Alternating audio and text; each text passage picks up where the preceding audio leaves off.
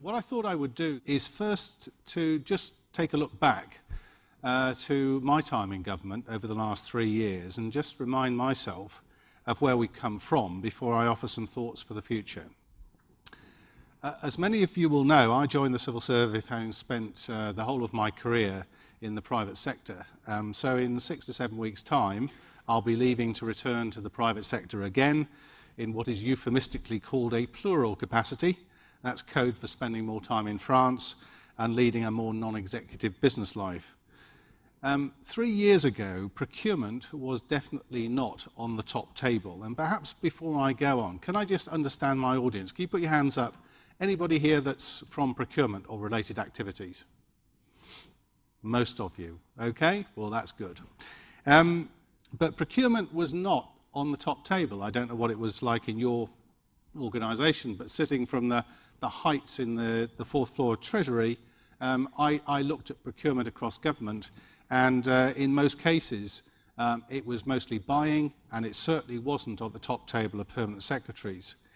I think then the focus was arguably more on what we can spend our money on rather than how we can spend our money for less and spend it better. We now know that roughly a third of public procurement or public expenditure is spent on third-party goods and services, about £220 billion. It's the heart of everything we do. People still don't understand this. It's at the heart of service to the citizen. It's the heart of business support services. But 3 years ago, we could only categorise less than half of all that procurement expenditure, about £78 billion. With some notable exceptions, departments had no commercial strategy. There was no portfolio supplier engagement. There was no regular board agenda for commercial delivery of departmental objectives. Collaboration in procurement was, I think, in its infancy. And I well remember on the second day in post, I was told that 12 best value deals had been mandated for use across government. When I asked how that best value had been determined and what spend baseline there was or compliance had been established, I was met with a resounding silence. On professional and organisational capability, it was apparent that this needed to be strengthened, but there was no structured way of assessing the baseline, the capability gap, or the greatest area of need. As head of the procurement profession, I asked how many procurement professionals there were in government. Again, a resounding silence. But worse than that, there was no agreed definition even of what procurement was, or indeed what the role profiles were within the profession. Value for money from procurement was described in a very two-dimensional way, and usually in practice was all about the lowest price. The idea that value could include policy objectives such as environmental sustainability, SMEs, equality, apprenticeships or training or any of the other multitude of government priorities, the idea it was just not considered as part of procurement. It was not in the mainstream of procurement. And further, there was very little practical advice on implementation of those policies through procurement. So, all in all, not a very good starting point. But before I get myself into trouble again, can I just stress that I am definitely not saying that there was no capability, that there was no best practice, and there were no capable people. Quite the contrary. There were many, many capable people and many examples of world-leading practice in procurement which bore comparison with anything I had seen in the private sector. The problem was that there was not enough, and there was massive inconsistency and variability of performance across government. So, where are we today, 3 years on? In short, I really do believe we are in a much better place. Procurement is on the top table. The problem is the challenge just got bigger. We can now categorise to level 3 categorisation over 80% of our procurement spend, which I think is a tremendous achievement. We have completed arguably one of the most comprehensive assessments of organisational capability in government with the completion of the procurement capability reviews in all major government departments. And this is now being followed by a rigorous, independently assured self-assessment to focus on areas of gaps of capability. I can now tell you, as head of profession, that we have 4,400 procurement professionals in central government, and with the publication of Building the Procurement Profession, we are at least now on the path of building a real profession for the future. We have developed a comprehensive programme for collaborative procurement with 9 categories established, each with their own strategy, targets and governance, and that's including the wider public sector and the devolved governments. £2.6 billion of procurement-related efficiency savings have been delivered up to the end of 2009-10. We have an e-auction centre which is ramping up massively the role of e-auctions in delivering value. We have policy through procurement as an accepted part of the definition of value delivered through procurement, and we have practical implementation advice.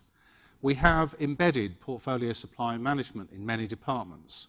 I can go on, and I usually do. We've come a long way, but it is not enough. The fiscal challenge is massive, and we are not yet achieving the best value for money from procurement across government and the wider public sector. So what do we have to do? I think there are 3 priorities. Firstly, the procurement landscape and process efficiency. We have a bit of a dichotomy here, a major lack of resource and capability, whilst at the same time massive duplication. We have over 44,000 separate points of procurement in the wider public sector. What's more, most of the duplication is on the basic commodities we all buy. I would pose the question, is it truly a strategic function for, let's say, a museum to buy its energy or its multifunctional devices or its telephony services? My answer is no. What is strategic for a museum is the content of the museum and the customer experience. This duplication drives a number of other issues. A lack of true demand aggregation, a lack of visibility provided to the supply community with multiple and burdensome tendering costs.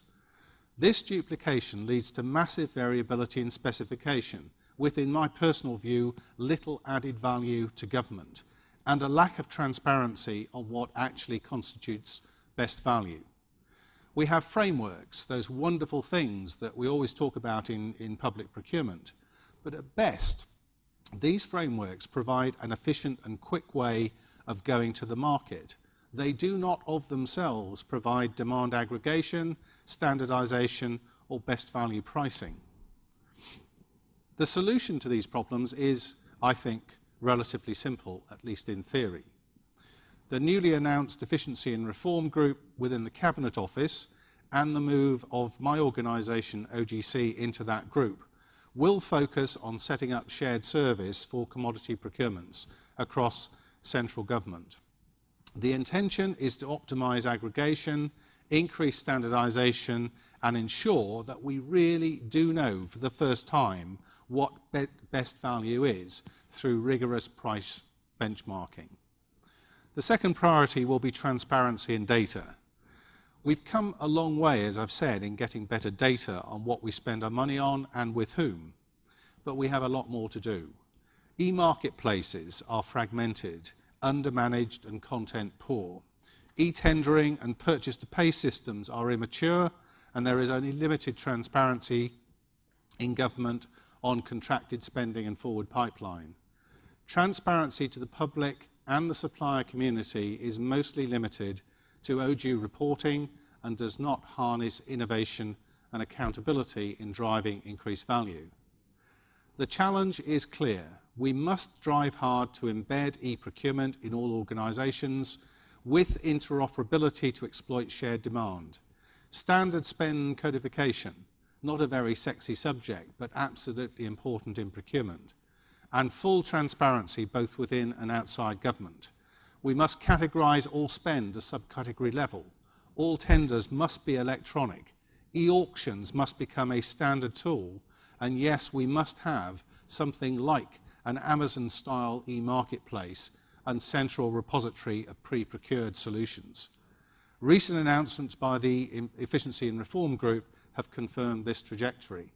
We will be publishing all tenders and contracts over £10,000 on an easy-to-use free access portal. The third priority will be supplier management and the procurement process itself. As I've already said, suppliers get little visibility of demand and a massively fragmented contractual landscape to bid into. Contract management and supplier relationship management is inconsistent, with too little attention paid to continuous improvement and benefits capture within contract. Suppliers regularly use this fragmentation and undermanaged landscape to maximise their returns.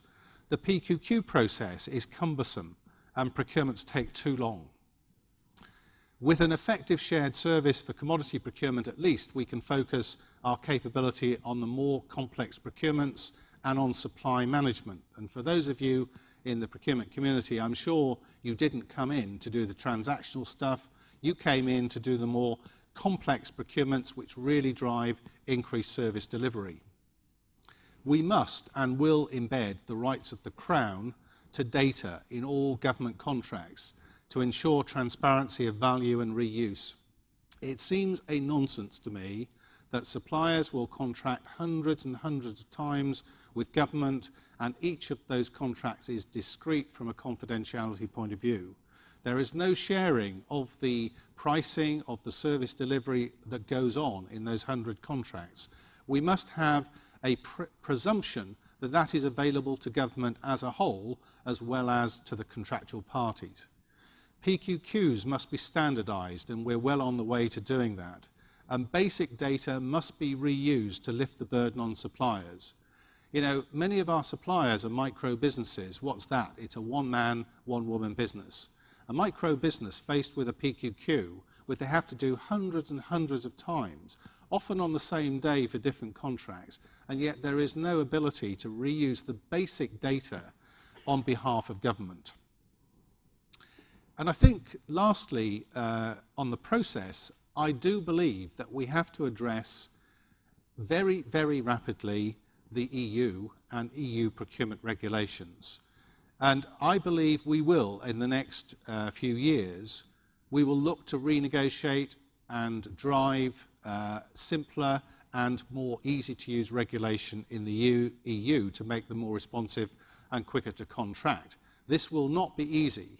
But can I just say that the one benefit we have, or one of the benefits we have in the UK, is that we are considered to be the leaders of procurement policy in the EU. So I think we are very best placed, in a good place, to actually seek that renegotiation. So there you have it. Procurement is, I believe, on the top table.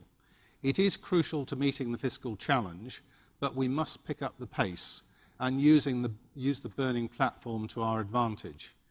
We have the foundations in place and a tremendous political backing for our agenda. Particularly, I'd just like to mention Francis Maude, the Minister for the Cabinet Office, taking a personal interest in contract renegotiation and the wider efficiency agenda, of which procurement is a very, very large part. As I said right at the start, this is going to be my last speech as Chief Executive of OGC, as Head of Procurement, and indeed as a civil servant. But I am confident that we will meet the challenge. We have some great people, some world-leading processes, and it has been a privilege to be involved working with departments and with the wider public sector over the last 3 years. One last thought. Perhaps wouldn't it be great in the next few years if at least one permanent secretary of a government department came from a procurement background? Thank you very much.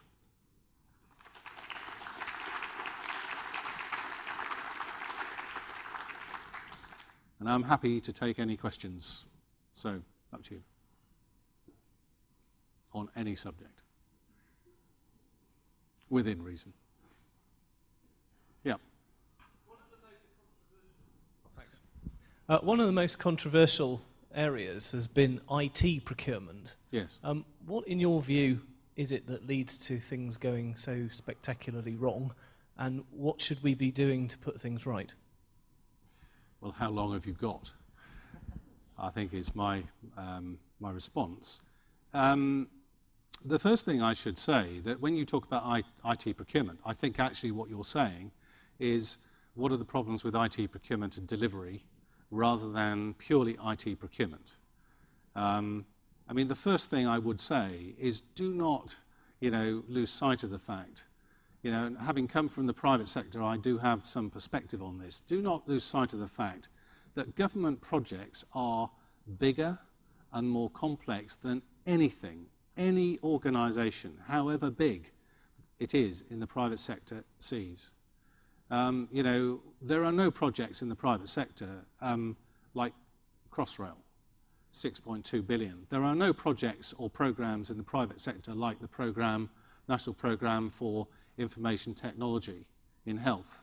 They just don't exist. So the size and the complexity is totally different. And there is one other difference as well, and that is that actually in the private sector you can determine who your customer is. Government can't. Government has the customer as being the citizen, and it cannot determine that it's going to take out the least easy to manage customers, the most vulnerable in our society, exactly the opposite. So start from a context that the environment, what you're trying to achieve, is massively different. Now then, let me just talk about, within that context, I think some observations on IT projects and IT procurement. Firstly, that scale and complexity is part of the problem. And I do believe that we have gone to market with an outcome which is just too big. We've actually defined the requirement in too big a way to get any chance of successful delivery. Large programs can be delivered successfully, but when they are so large and so complex, you are going to place in your way major obstacles to successful delivery. So one of the things I would say is I think we should think very hard right at the start of how we're going to deliver an outcome and how we're actually going to reduce the complexity of what we're trying to deliver. So I'd make them smaller. Whether or not, in the Conservative manifesto, and now, of course, part of the coalition government, the limiting of IT contracts to no more than £100 million, whether that is practical, I don't know. As I'm leaving, I can probably say I have my doubts. But I think the sentiment is absolutely right. I think the second thing I would say is what I said in my speech. I think there are areas where we are reinventing the wheel every time we go to contract.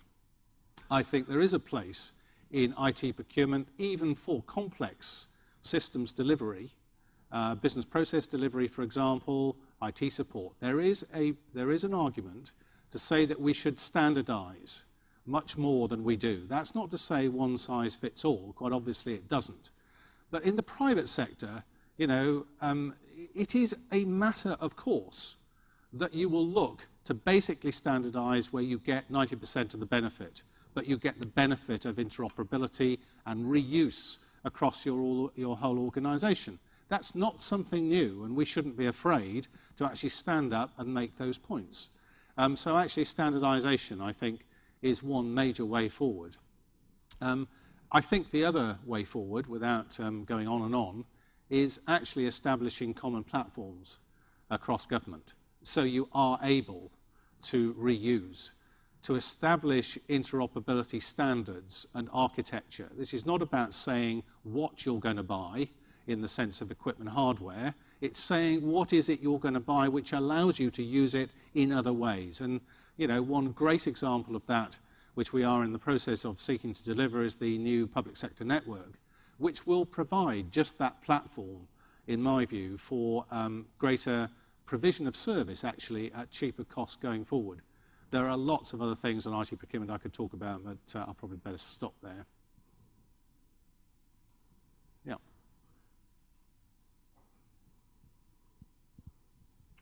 And what challenges do you see in aligning the procurement of complex service contracts with the operational management of those contracts once they're let?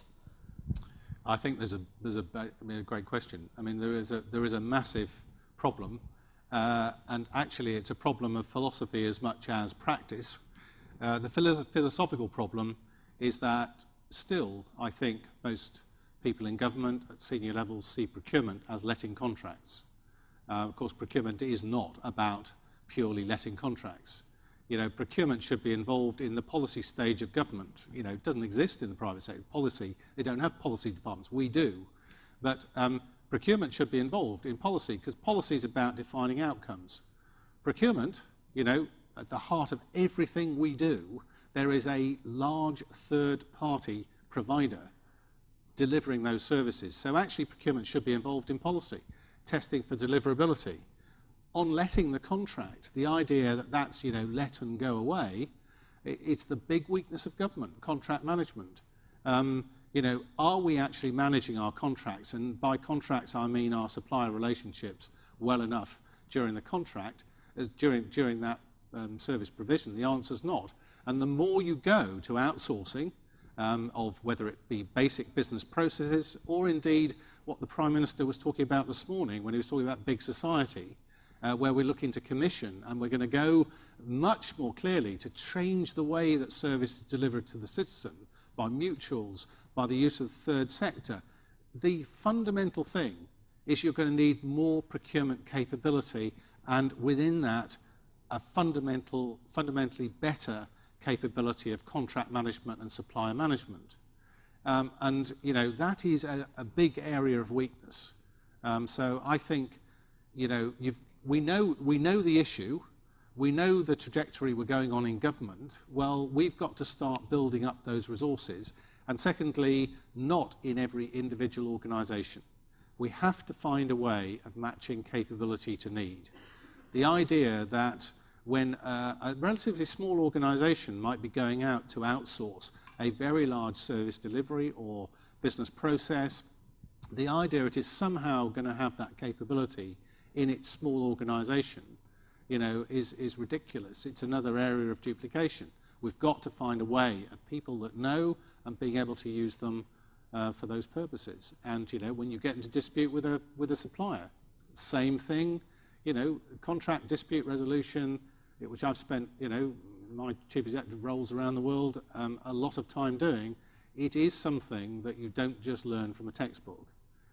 So experience is vital. Getting that experience used across organisational boundaries has not been the strength, I would suggest, of the civil service, but it must become one of its strengths. Yeah.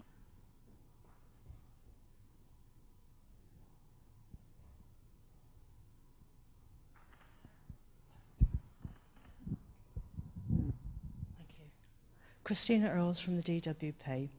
I'm an accountant by trade, and I've worked for nearly 30 years in central and local government, most of my job being to squeeze the best out of very limited resources.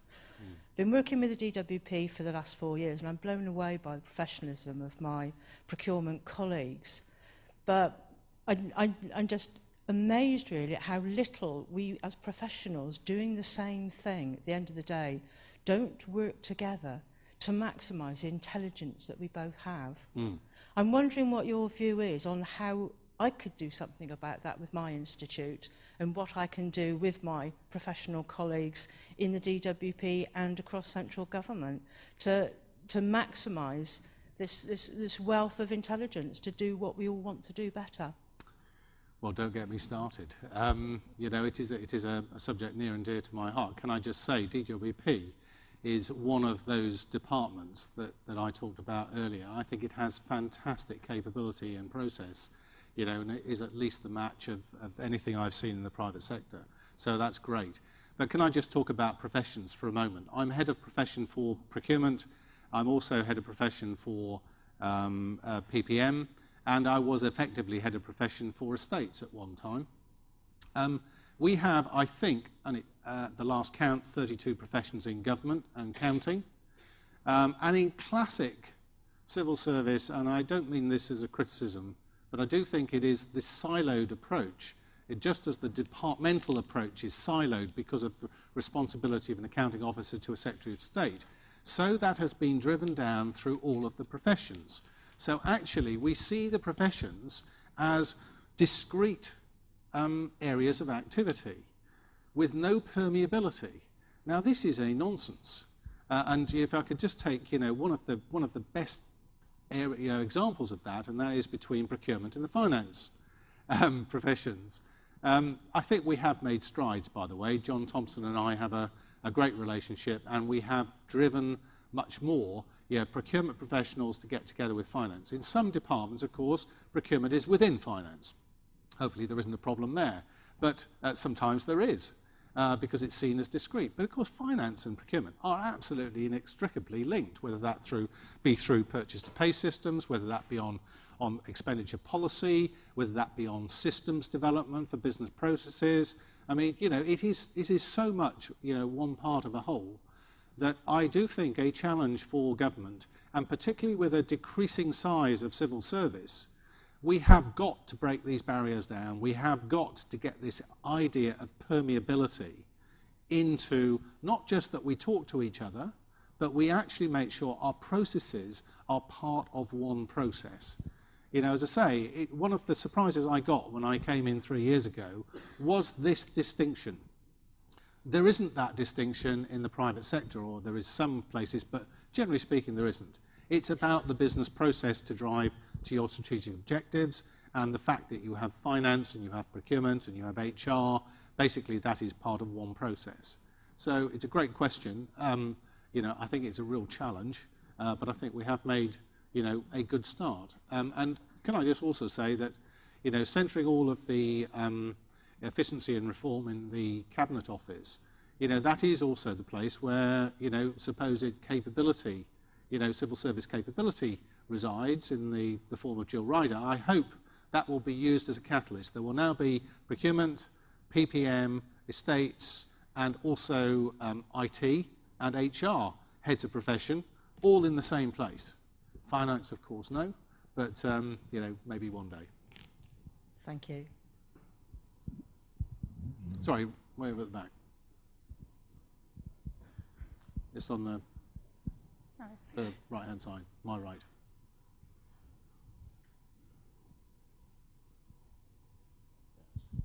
Good afternoon. John Robinson from the Ministry of Defence. With European legislation on government procurement, how can we help small and medium-sized enterprises to prosper when we have to comply with the legislation and almost mandatory reverse auctions?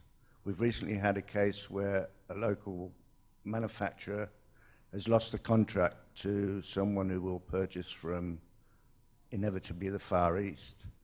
And for the sake of a few £1,000s in difference on the reverse auction, we now have a company that could possibly go out of business, which would be in detriment to our own country. Do you think with us pushing the European community through our MEPs that we can get the legislation changed somehow? Well, it's a very, very big subject. Can I just make a couple of points?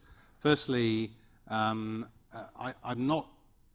certainly don't believe that the collaborative agenda actually is all about mass aggregation. It's as much about disaggregation as it is aggregation. When you look and you're buying something, you've got to understand the supply side. And one of the most powerful ways you can get value is through competition. One of the most valuable ways you can get innovation is by using SMEs. So actually, we have done a lot, I think, in getting the social agenda actually incorporated in an appropriate way into the procurement agenda. I am not sure there is much barrier actually in EU regulation to the involvement of SMEs, with the exception of the fact there are not flexible enough ways to go to market quickly enough. And I think it's how we apply that regulation which is mostly the problem. Having said that, I did refer in my speech to the fact that I think we have got to actually go and renegotiate EU regulation. And the area that I think is most needed, there is actually a concept in the EU which most people don't even recognise called dynamic procurement. For those sad people in the audience that know what that means, there might be a few of you, dynamic procurement is a way of actually constantly refreshing your supply availability on a particular requirement. So a framework, of course, very often a 3 or 4 year framework has a list of suppliers against which you cannot not bring people in during that period of time. We have to find a way of doing it. If you take the ICT market as an example, markets are changing massively. You know, you've only got to look at the iPhone, the iPad, look at the use of apps. You know, where is it that we are able to actually import that sort of concept into our procurement? You know, where are the Amazon-style, you know, platforms? Where is the sort of kind of app store which you can constantly refresh? Because most of these issues are actually going to be provided by SMEs. I don't want to underestimate the challenge, because also in your comments, you're saying there could be a situation where actually an SME is good for UK, i.e., or indeed good for the locality. And there is a massive political will in places like Northern Ireland, indeed in local government, to actually favour suppliers. Now, that is fundamentally against, at its heart, EU regulation, where there must be free and fair competition. But there are ways you can incorporate, make it more likely to get local suppliers incorporated into your contract by looking at the relevance and the proportionality issues. So I think this is as much about procurement capability, understanding the art of the possible, and procurement process as it is about regulation. Yeah.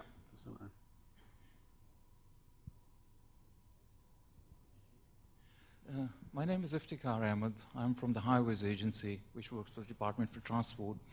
I'm afraid I've got two questions for you today. The first one is about early contractors' involvement. We have seen quite a few success stories of early contractors' involvement in bigger projects. Do you see this policy going forward into the smaller contracts as well, i.e. for the smaller bits of the little bits of the contracts that we do, and this ties in with the SMEs as well, where solutions could be worked out with the supplier before we can actually contract out the work? And the second question that I've got for you today is about supply chain.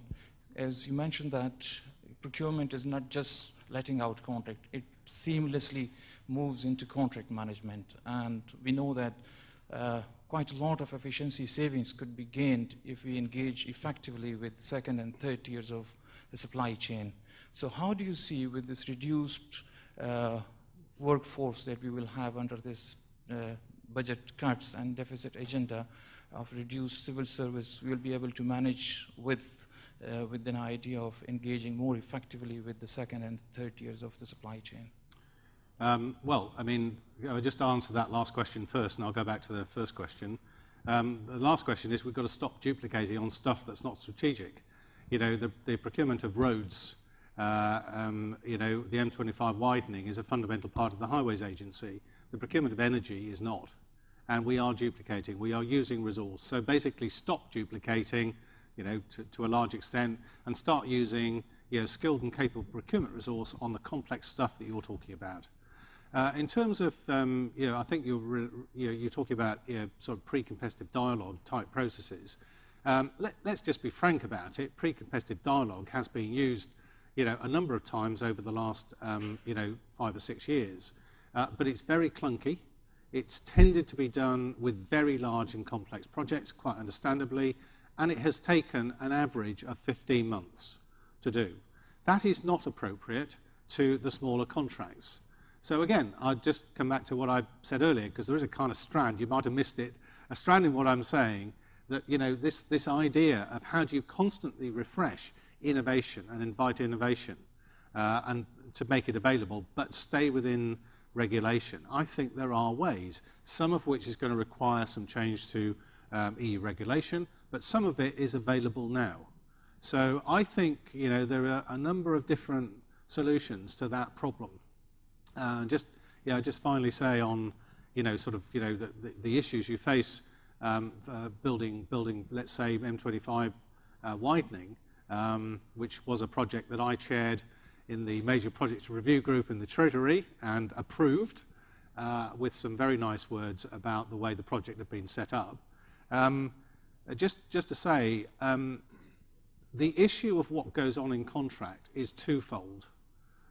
One is basic contract management, the ability to understand whether the supplier is complying with the terms of the contract. And I have to say also for the supplier to understand whether the customer is applying the terms of the contract, and who's managing risk as an example. But the second thing, and I think is the bit we miss, and again, M25 had got some of these philosophies actually inbuilt into the contract. I said in my speech, you know, innovation and efficiency does not stop at signing contract. Contracts should have built into them the ability for continual improvement and improvement of that contract. And you can do it within EU regulation. You know, you build in incentivization for improvement where the customer and the supplier work together to take costs out against a defined outcome. That is perfectly practical to do in a small contract and in a large contract. So I hope that answers your question. Yeah. Edward Bunting, also from the Department for Transport. But moving away from the strategic network that the Highways Agency are involved in, much of what you were just saying, in both in answer to questions and in your opening remarks, will apply as much to local government as it does to central government. But I wondered whether you had a particular view of what Whitehall might be doing to help local authorities get many of the advantages you've just been outlining. Well, this is where I get into faintly controversial grounds. You know, I mean, I do buy into the tight, loose philosophy, tight at the centre, loose at service delivery. I do buy into devolution of accountability. I do buy into taking the burden of target setting off local authorities and services near the citizen. I buy into all of that. I think it's great. What the Prime Minister was saying this morning about big society has got that at its heart. It's actually saying, you know, give the power back to the people, give it as close to the service delivery as possible. So great.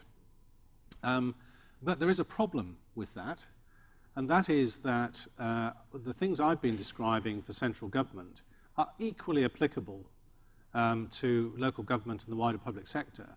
And there is no requirement to mandate, you know, which everybody thinks, what should we do? We want to do something. We mandate, we legislate for it. You don't have to do it. But you do need some platforms of engagement. You do need shared provision of data. So, you know, a chief executive of a local council, you know, why should that person not be able to access, you know, deals that are done, you know, arrangements that are made, which are made in central Whitehall through the collaborative programme? Of course they should. But, you know, I mean, again, faintly controversial, but, you know, the getting rid of, whether it be, you know, RDAs or, you know, the reduction in the scope of REAPs, what's going to happen to, you know, sort of regional government. Yeah, all of these questions, these are taking away platforms. You might argue whether or not they were efficient, but actually the platform is important.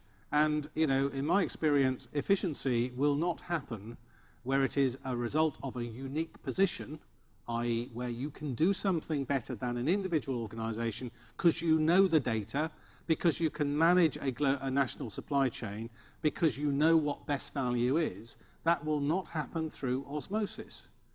It will not happen. Natural collaborations will happen, and they are happening today. We've got natural collaborations happening with 2 or 3 councils getting together. But 2 or 3 councils is not optimising the value for government. So I think there is a fundamental problem, and, you know, almost the, you know, there is a kind of a political barrier there to talking about Whitehall getting involved in any way in the wider public sector. I would agree Whitehall should not be telling the wider public sector what to do, but the idea they should not actually use a unique position seems to me not sensible and is bound to change, but I think it's going to take a bit of time. Anybody else? Yeah, down front.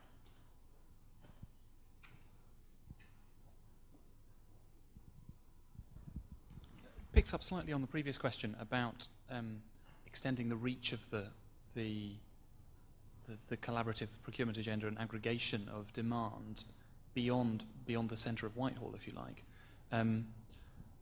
I was wondering how far the thinking has got as to how you overcome some of the barriers that get in the way of that shared service approach when you start talking about bodies that are not part of the Crown.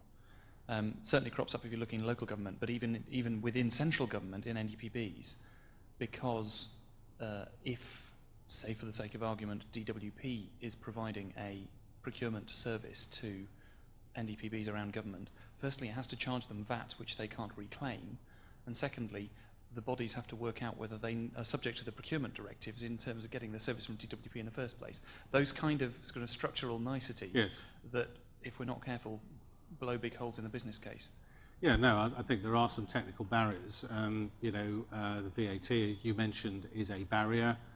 There are barriers actually in legislation in terms of local council providing shared service to other local councils. There are barriers to outsourcing. Let's take pensions, a very sensitive subject to the civil service at the moment. But how do you actually transfer pension liability into outsourced provision? They are big barriers. But can I just say that actually when I said the rights of the Crown in my speech, I didn't mean to say the Crown. I meant to say the government, because the Crown is separate to the government. And actually the definition of what is a public body which can access central deals is massively wider than people think. So actually there are very, very few organisations that cannot access, and I'd go even further than that. Do you know that private companies can access government procurement arrangements? Did you know? I don't think most people do. But can I just take an example?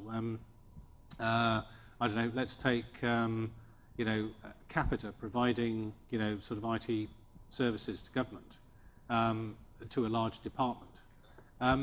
Capita can access government procurement deals. It's quite practical to do it. There are ways of doing that. We don't do it, generally speaking. Sometimes we do. But let's take Microsoft licenses as an example, where we did reasonably successfully, in the last couple of years, we actually did a completely different, way of going to market with Microsoft. 98% monopoly supplier. We can use those licenses all the way across government now. That deal is available to the Capitas, to the Logicas, to use on their service provision to government. You can do that. So actually I think part of it is education and actually taking a reasonable risk approach to EU regulation. We take a massively cautious approach. Trust me, I've got a house in France. The French government do not do this. I have to say they overstep the line sometimes, but in my private sector career I've also seen this happen. We must take a risk approach to these issues, which does not flout EU regulation, but does take a practical approach to meet the outcomes we're looking to achieve. Anybody else? Okay, well, can I thank you all for coming, and sorry if you had to wait a few minutes before I got up here. I hope you enjoy the rest of the conference. Thanks. Bye-bye.